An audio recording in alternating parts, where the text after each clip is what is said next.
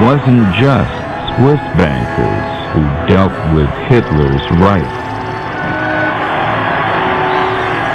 New evidence shows that many who financed him came from uncomfortably closer to home.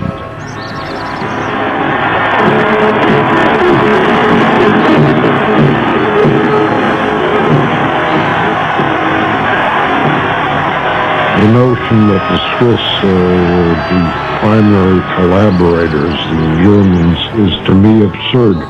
The emphasis, I think, is misplaced. Were the Swiss admirable in all respects? Probably not, but who was?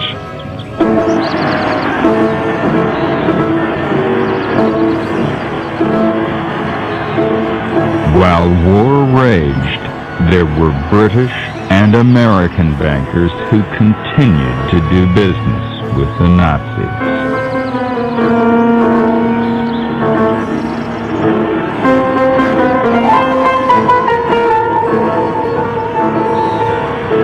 In the beginning of the war, people didn't know who would win. I guess they wanted to hedge. If in fact Germany won the war, they wanted access to the other side. They were terribly cynical people who felt that the war would end as all wars do, and they would go right back to business as usual.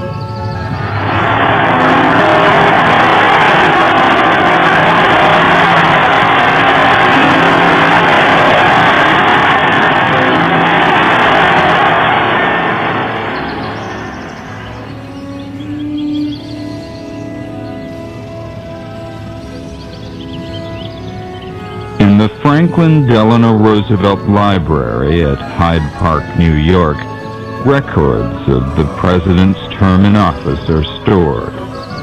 Among the many papers are the diaries and records of Henry Morgenthau, Roosevelt's Secretary of the Treasury. Morgenthau's diaries reveal an astonishing story of how both national and commercial banks created a system which helped finance the Nazis.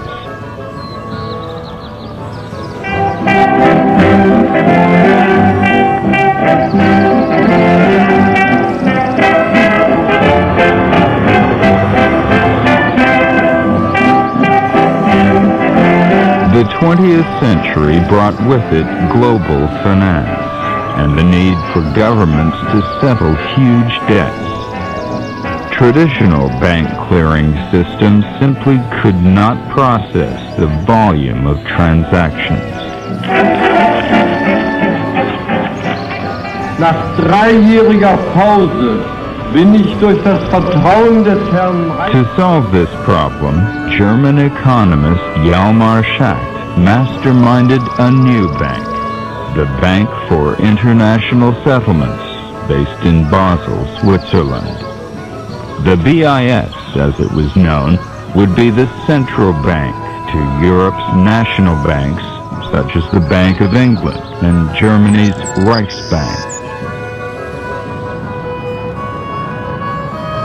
Together with the Bank of Japan, the great national banks of Europe opened an account at BIS and settled their debts by gold and credit transfer. For Germany, it would be a mechanism for paying its huge First World War reparations.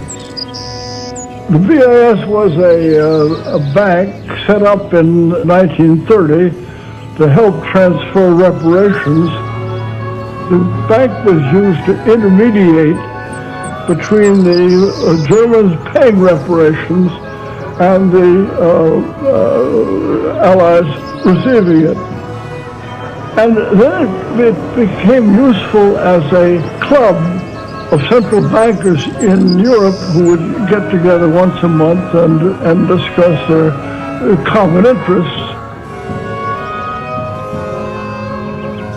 The board of the BIS, was made up of member nations who held a share in the bank and was supported by a team of economists. My father, Per Jacobsen, was appointed as economic advisor. This was a revolutionary step. Central banks didn't have economists on them in those days. As a young economics student in Basel, Aaron Jacobsen came to know BIS board members as friends of the family, including one of the most important, Montagu Norman, governor of the Bank of England. Norman was also a close personal friend of Hjalmar Schacht.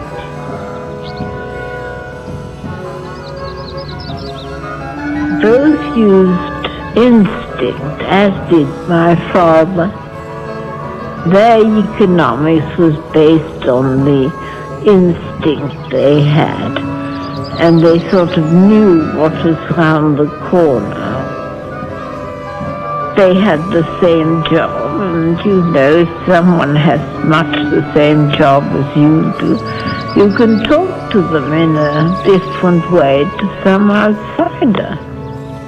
Well, I can't remember ever hearing that there's been something that had caused more than slight discussion. They were on the same sort of line through thick and thin. In 1933, Hitler became Chancellor of Germany. He appointed Schacht as head of the Reichsbank and Nazi representative at the BIS. Hitler said of Schacht, "It was his consummate skill at swindling other people which made him indispensable at the time. After all, seeing that the whole gang of financiers is a bunch of crooks, what possible point was there in being scrupulously honest with them?" Before each meeting of the International Bank at Basel, half the world was anxious to know whether Schacht would attend or not. It was only after the assurance that he would be there that the Jew bankers of the entire world packed their bags and prepared to attend. In spite of his ability, I could never trust Schacht, for I had often seen how his face lit up when he succeeded in swindling someone out of 100-mark note. Schacht, of course, was a complicated fellow. He was sometimes being a central banker, sometimes being a Nazi, sometimes being an anti-Nazi. If you read his work, he's all over the place. it was Schacht's job to arrange finance for the building of the Third Reich.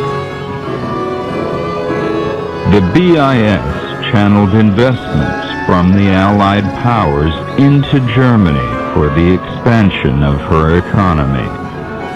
Although after 1933 there were no new investments, existing investments were renewed annually and paid into Hitler's Reich.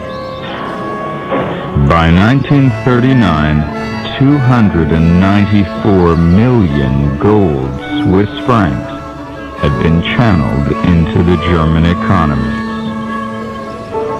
Schacht's economic priority became the rearmament of Germany. Through the BIS, the Allies had been investing in an economy gearing itself for war. History Viewpoint will continue in a moment on History. In America, the danger of the growing BIS was realized by Secretary of the Treasury Henry Morgenthau. He shared with President Franklin Delano Roosevelt a suspicion of the banking community. There was a considerable feeling against Wall Street at that time on the part of the new Democratic Party, which formed itself around Roosevelt. It was the first time in some years that the Secretary of the Treasury had not been a banker. Morgenthau was loyal to the president to an nth degree, and they had a remarkably close personal relationship. But he didn't understand the intricacies of international finance, foreign exchange. The principal concern of everybody was getting out of the Depression. The international fear of a war coming in Europe was there in some people, but it was not a predominant feeling in political circles. But Morgenthau was always watching American trade with Germany. Even though he was a political person, I believe in many cases his principles came first. As far as Nazi Germany was concerned, nothing moved him more deeply than his hatred of Nazi Germany, because of what it stood for. Morgenthau felt that we shouldn't cooperate in any way with a country of that kind. But I don't think this ever occurred to people who dealt with them in terms of international financial relations. Gefallen. Ein Volk hat zueinander gefunden. When the Nazis annexed Austria in the spring of 1938, Morgenthau's fears that the BIS could be used as a tool of imperialism proved right. One of Germany's first acts was to demand that the gold held in Austria's name at the BIS be transferred to the vaults of Hitler's Reichsbank. The BIS, as servant of its central banks, dutifully transferred 22 tons of gold. They were interested in maximizing the profits of their commercial banks, carrying out financial policies and economic policies of their countries. They probably didn't think there was in their province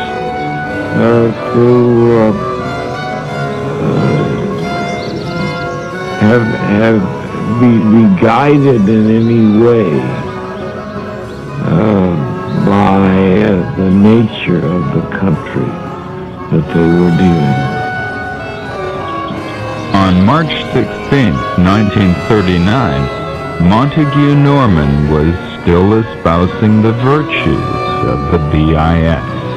The BIS, whose monthly meetings in Switzerland provide invaluable opportunities of contact, started in the difficult times of 1930, but already has fully shown its worth and will surely prove it in the future.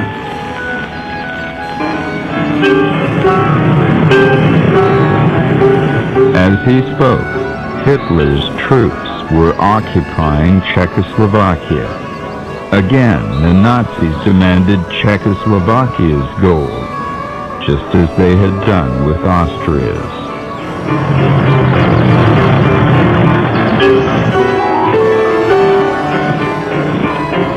But this time there was a problem.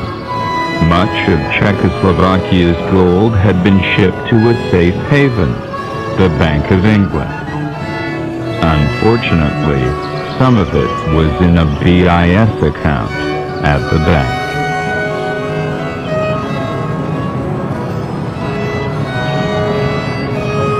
The Nazis wanted to take over the Czech gold to bolster their foreign income.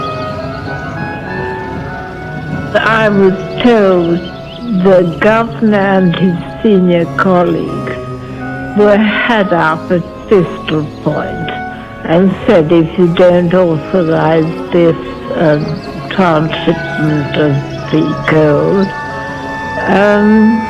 you've had it.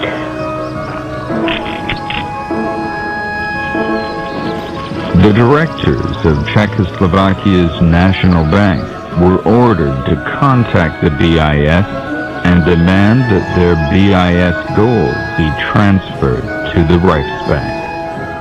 Because the gold was in England, the BIS called Britain's central bank and informed Montagu Norman at the Bank of England of the Czech instruction. Like the BIS, Norman saw no way of stopping the transfer. But by the rules of the BIS, Montagu Norman had the power to delay the transfer if he did so by the end of the day when all banking transactions had to be completed. But Norman took no action, and £6 million worth of gold was credited to the Reichsbank. When the Bank of England's actions became known, they caused uproar in the Houses of Parliament. The Bank of England, after what has happened, may no longer be looked upon as the safest place in the world, and the phrase, safe as the Bank of England, may no longer apply.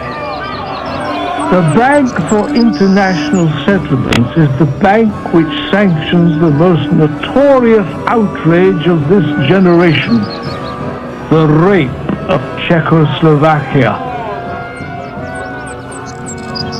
In Washington, Morgenthau and his team tried to piece together the Czech gold affair.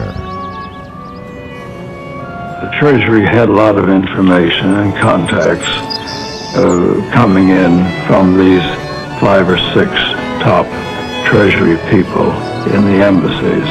The one in London, his name was Butterworth, knew everybody in the banking community in London and knew his business, and his reports were important. Well, you've read Butterworth's cable on Czech gold. When you boil it all down, this is what I get out of it. That almost £6 million of BIS gold was transferred. It's of interest to us because a year ago we took the position that might happen, and we didn't want to deal with the BIS. Well, it's a dirty business, whichever way you look at it.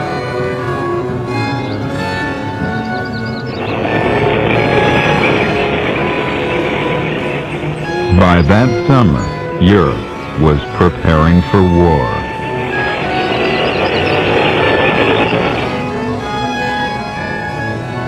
In Basel, the BIS took its own actions to protect itself and appointed a neutral to head its bank, an American banker based in London, Thomas McKittrick. Mr. McKittrick came from Lee Higginson in London. He did tell me how much he enjoyed life in London, where he had a maid who ironed his pajamas every night, and I think he had the butler warm the Times before he read it, but that's life from the upper classes in London, I guess. I think he was regarded as somebody who was a placeholder. You put a man who's an American, a neutral, B, just trying to keep the place alive. 𝐸𝐾𝐳 was a lawyer, not an economist. And his main job was keeping the bank intact as an institution. He was an expert on flowers, and he and I used to go walking in the mountains, and he taught me about botany. I knew nothing. I became quite a little expert. He had a quiet sense of humor, but he was, you know, all that you'd expect an uncle to be.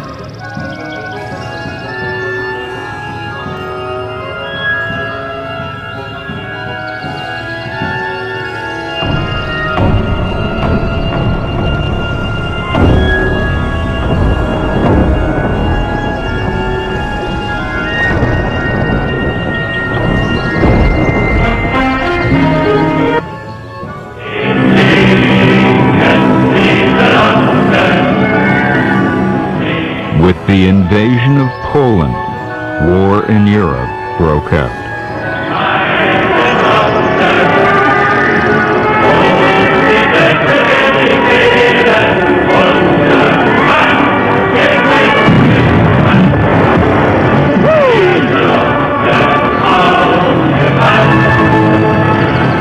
When Holland and then Belgium fell, the Reichsbank looted their gold, giving Hitler more money for more weapons, for more war.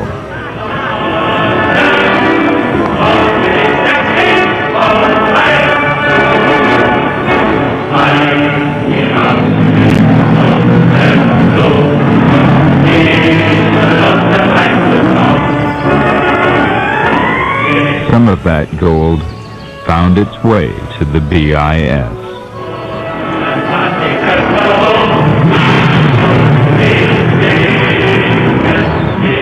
But even while British and French soldiers were being driven back to Dunkirk, the Bank of England's position did not change on the BIS. Its constitution gave it diplomatic immunity.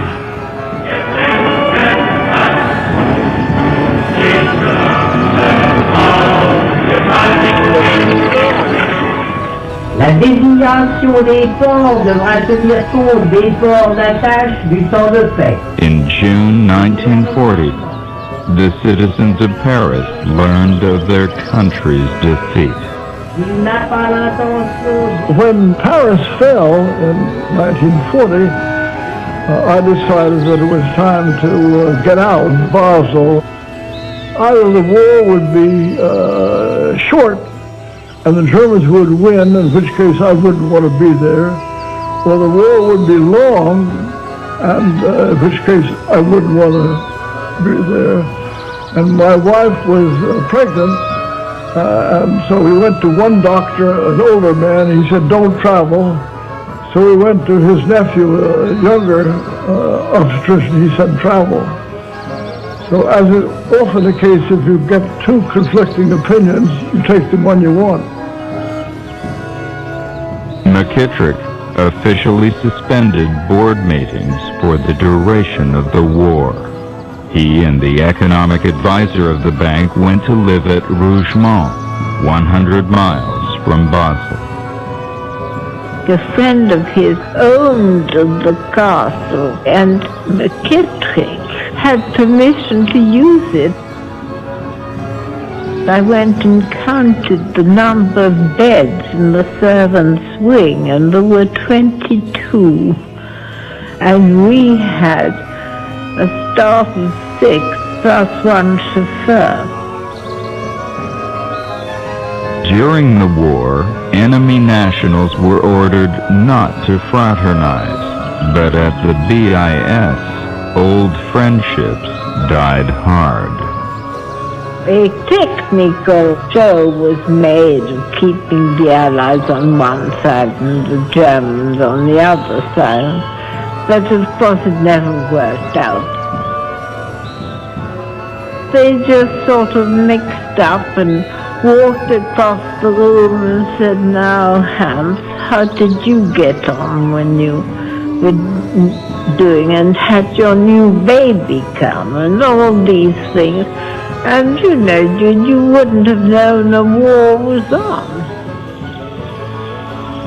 Even after America's entry into the war in December 1941, McKittrick's presidency of the bank went unchallenged by Nazi officials. More disturbingly, reports were coming through to Washington that Montagu Norman and his good friend Hjalmar Schacht, now Reichsminister without portfolio, were making contact about a separate peace. On July 25, 1942, Roosevelt cabled Churchill. I think the Prime Minister should know that from a Madrid source, word is being sent that Montagu Norman is establishing contacts with Schacht with regard to peace feelers. Winston Churchill to Eden, 26 July. Foreign Secretary, I cannot believe such a thing. That either you should see him or I. Eden to Churchill, 29th July. Prime Minister, I have seen Montagu Norman, who states emphatically that he has had no communication of any kind with Schacht for more than a year.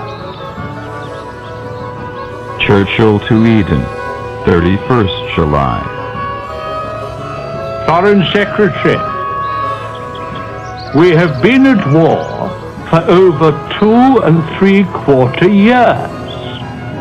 Can he extend his assurance to cover the whole period? No assurance to Churchill appears in the file. Nevertheless, Eden cabled Washington, insisting that no contact had taken place between Schacht and Norman during the war. Without documentation, it isn't possible to know definitely whether they were in touch. Meanwhile, in public, McKittrick went through the facade of addressing the annual meetings of the BIS in an empty boardroom to prove that the BIS board was not sitting in time of war. But away from the public gaze, McKittrick maintained contact with the board members and Nazi, Italian, Japanese, and British staff of the BIS continued to meet and do business. Throughout the war, Germany was drawing dividends on its investments in the bank, including those of some of the countries it had conquered. It has been said that foreign exchange control is like sex. It's a very difficult thing to enforce. And I suppose you could go to another level and say that where an obvious profit exists anywhere, it's very difficult to prevent people from taking advantage of it. There's a drive beneath for sex, for profit. It had been put to them that the bank, for the good of the world, and you can remember it was open which side would win. The bank would be needed in the post-war world, and they had to behave like human beings to ensure this. I mean, the British staff and the German staff went off on these hikes. The secretaries were there, of course, and it was perfectly amicable. They didn't make a big show of going a bunch of Germans here and a bunch of British there. But they intermingled really like normal human beings.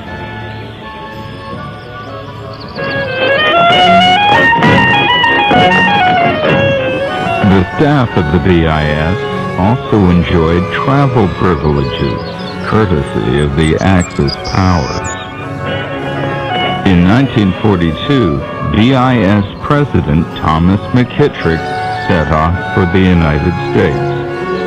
Astonishingly, he returned in May 1943 via Rome with the permission of the fascist authorities, despite the fact that Italy was at war with his native America.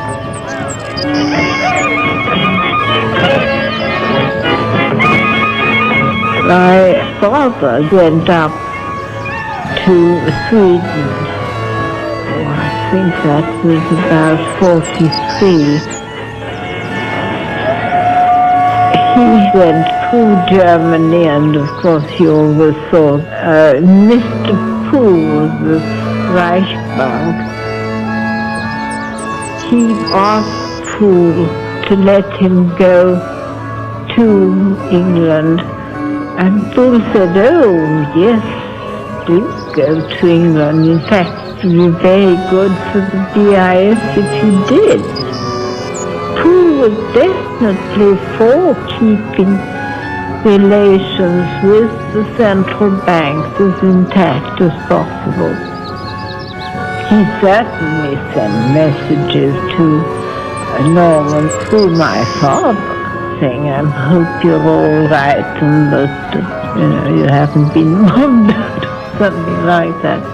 American intelligence also later indicated that Poole met with McKittrick to discuss attitudes in America towards Germany, and that McKittrick even traveled to Germany in 1943.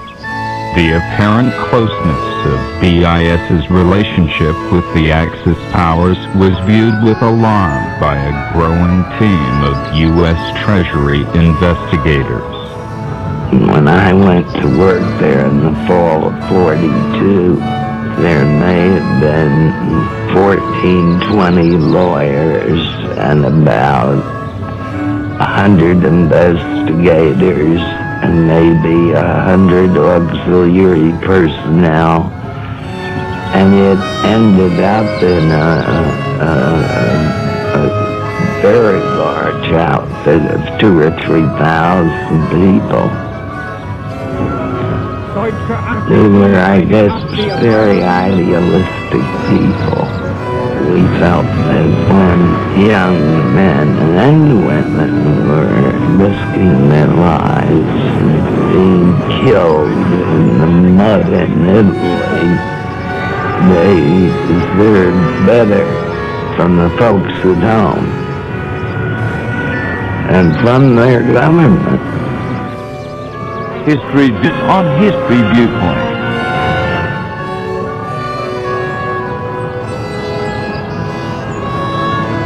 The British Treasury took a different view on the BIS. The Bank of England was continuing to receive interest from the Reichsbank on pre-war investments in Germany through the BIS. Now the Nazis had the looted gold from occupied Europe to help make the payments. In the summer of 1944, Edward Playfair defended Britain's position. Nothing has happened to make us change our views, which are wholly different from those of the United States Treasury. It seems to me important that we should not just sit back and appear to accept their view as the right one. I saw it estimated that Axis Europe was paying around £760,000 a year in interest to the BIS and getting 1/3 of it back as dividends. We get the rest.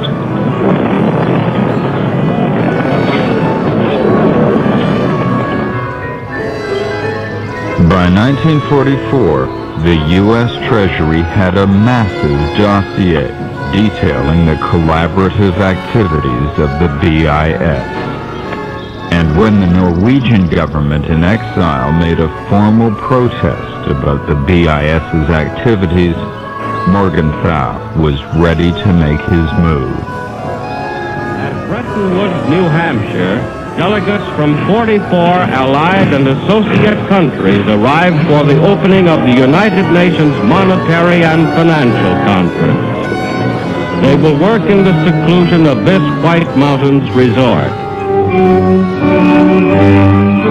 The Norwegians had a good deal of information. It was they who introduced the resolution at the Bretton Woods Conference that the BIS should be shut down as soon as possible.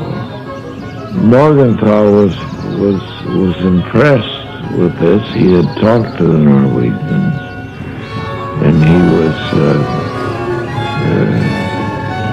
impressed and convinced that this was a desirable resolution. But not all delegates at Bretton Woods were so convinced. Representing the view of the Bank of England and British Treasury, economist Maynard Keynes went to see Morgenthau and in an off-the-record meeting argued that the BIS should not be closed down, since the bank would be needed for post-war reconstruction.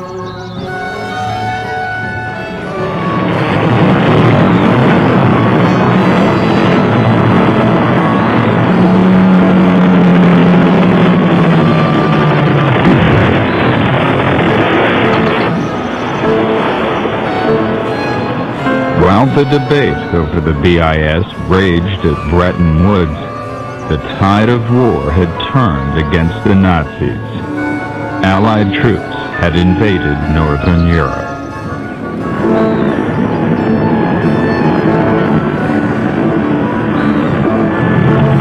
Within 11 weeks, they had taken Paris.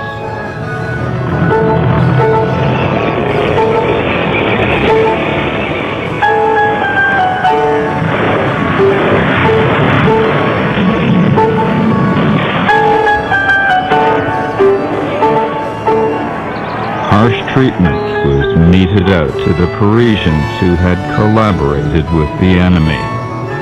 But when Morgenthau sent a treasury agent to Paris with the liberating forces, he discovered unpleasant truths about the extent of the collaboration.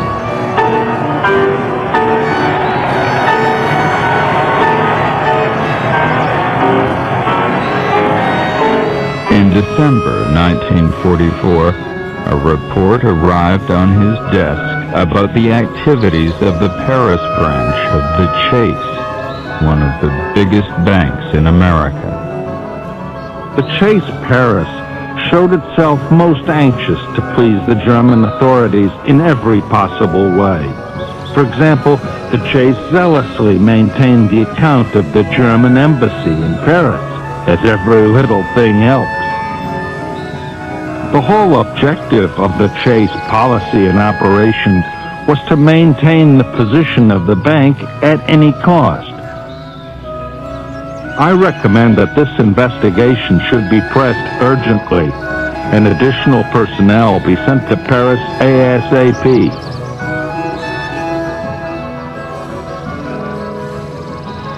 In New York, Treasury agent Marjorie Farber was assigned to investigate the Chase Bank. It had been requested by the Treasury that Chase make available all its correspondence with Paris, and I was sent there to look at it.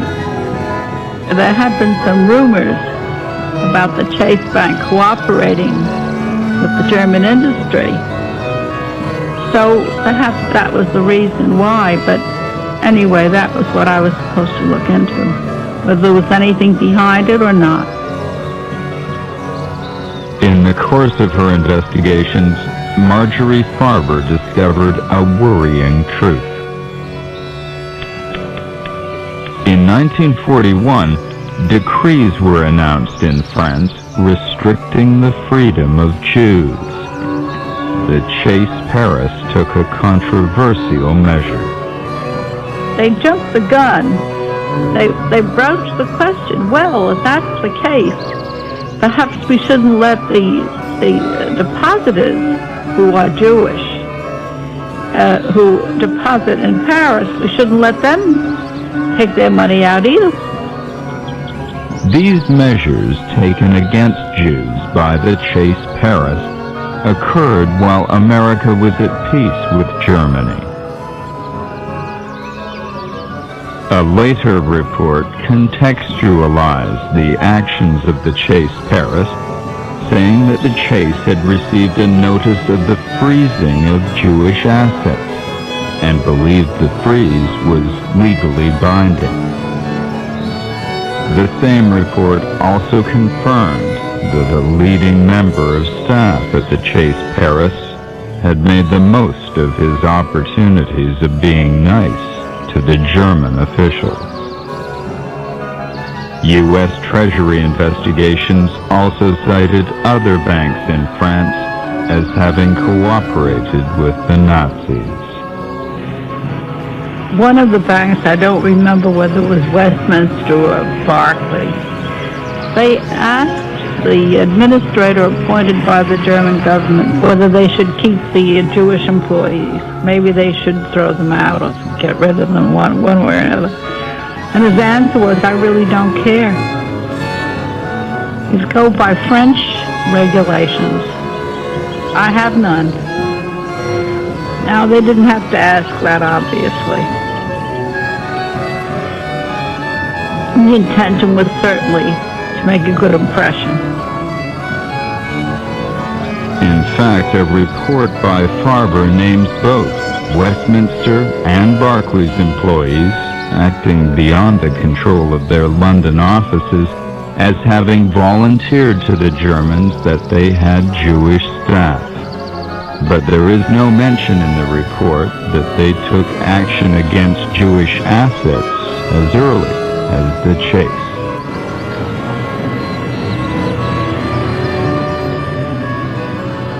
The banks in France had an interest in developing business with the Nazis. It was really a trade-off. They would try to provide services to the Nazis by reason of providing information. They would seek favor with them, and they would receive deposits. 7 French banks and Barclays are being sued for any Jewish assets retained. Only Barclays are not filing to dismiss the action and are committed to returning all assets traced.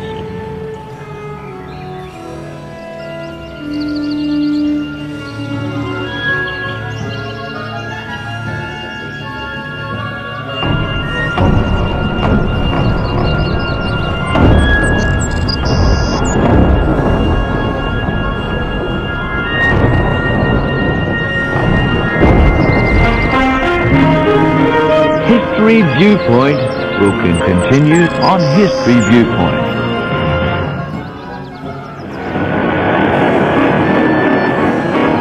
When the Allies advanced across the Rhine, they discovered the fate of those who had not been lucky enough to escape.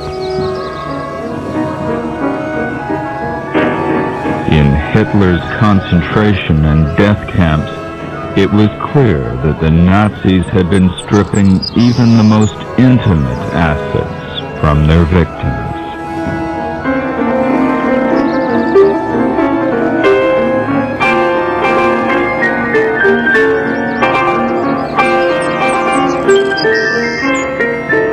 There were were even suspicions that the Nazis were using the BIS to convert the looted possessions of camp victims into Swiss francs.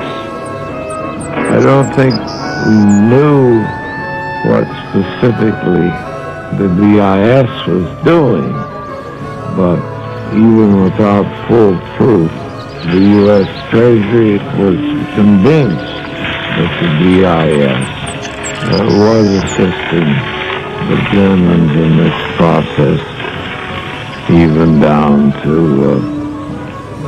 looting the Holocaust victims, the teeth and gold watches and whatnot. American intelligence reports show that the BIS permitted transfers of Nazi gold as late as April 1945. Though no evidence exists that the BIS knew the source of the gold or whether it was concentration camp loot, proof that two BIS directors handled the spoils of the Holocaust was to emerge. In March 1945, Morgenthau sent an investigator to Basel to question McKittrick.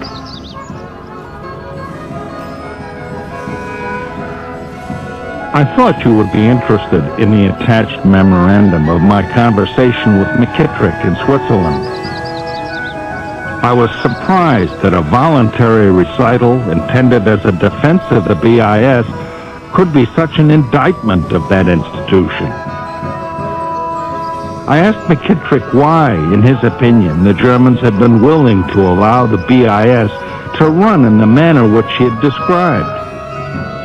McKittrick's explanation was as follows. There's a little group in Germany who do not share the Nazi point of view, but who are so important to the Nazis and the management of German finances that they would continue to hold important positions. I asked McKittrick, would he name any of this little group? The only person he named was Poole. Can you state your full name? Emil Johann Rudolf Poole. The following year, BIS Director and Reichsbank Vice President Emil Poole was tried and convicted of crimes against humanity for his involvement in laundering the gold of murdered Jews from the concentration and death camps. Killing firsthand was not his thing. He was tried primarily for two activities. One was handling the deposit of some of the grisly byproducts of the concentration camps. Gold teeth, gold watches, gold pens, gold spectacle cases taken from newly created corpses in the concentration camps. The Reichsbank had vaults full of this stuff. Small mountains, really. Jawohl, wann? Hier in Nürnberg. The second activity was making funds readily available to the SS-4 concentration camp building.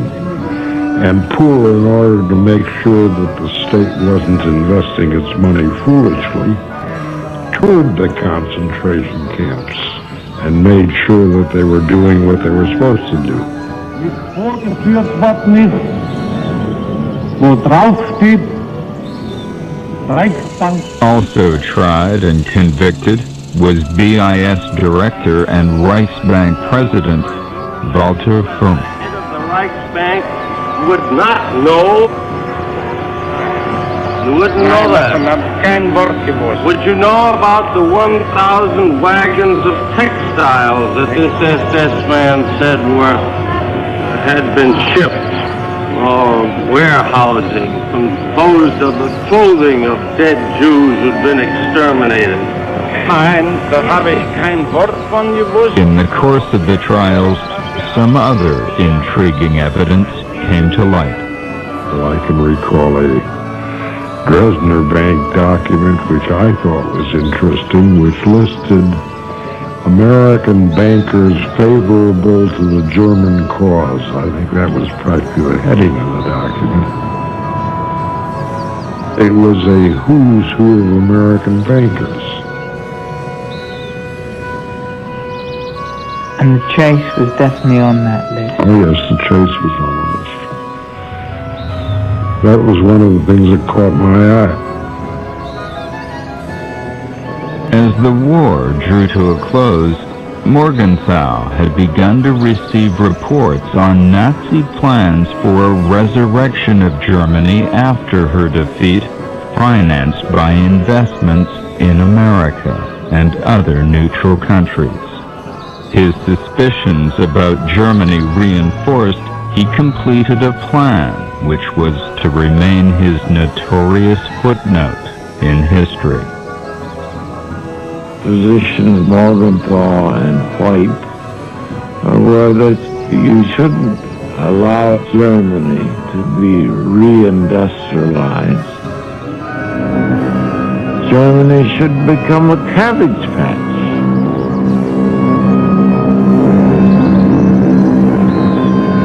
You could have small shops and grow crops, but never become an industrial power again. Morgenthau's plan was rejected, and in April 1945, he lost his greatest protector. After the death of President Roosevelt, Morgenthau resigned from public office, and his investigations into the banks and their collaboration with the Nazis were wound down.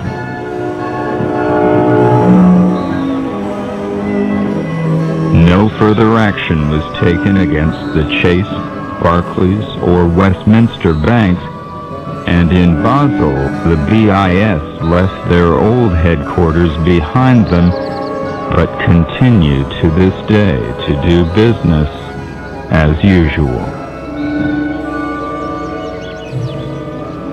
The important thing was to try and arrange for a decent post-war period. I mean, that's what they all saw, whichever side they were on.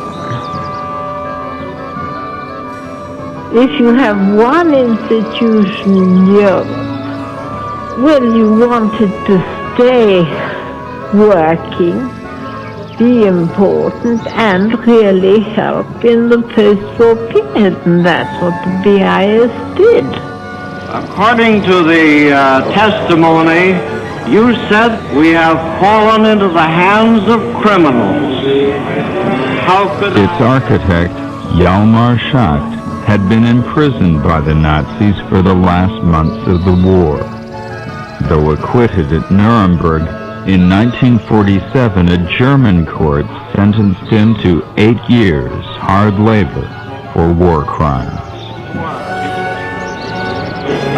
Hitler und seine Genossen. Hitler, you know, is dead. On appeal in 1948, he was acquitted of all charges and set up his own bank. His old friend, Montagu Norman, became Lord Norman. He went down in history as the longest-serving governor of the Bank of England. McKittrick resigned from the BIS at the end of the war and returned to America to become vice president of the Chase Bank.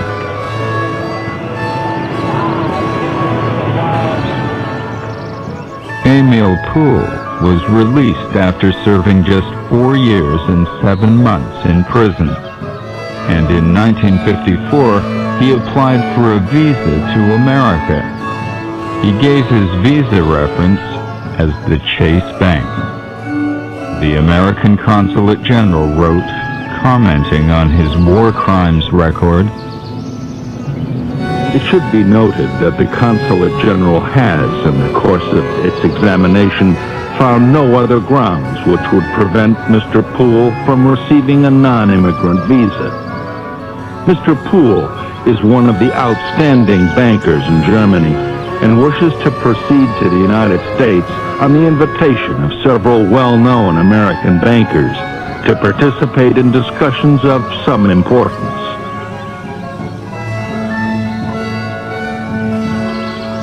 Documents that might show whether Poole entered the United States remain classified.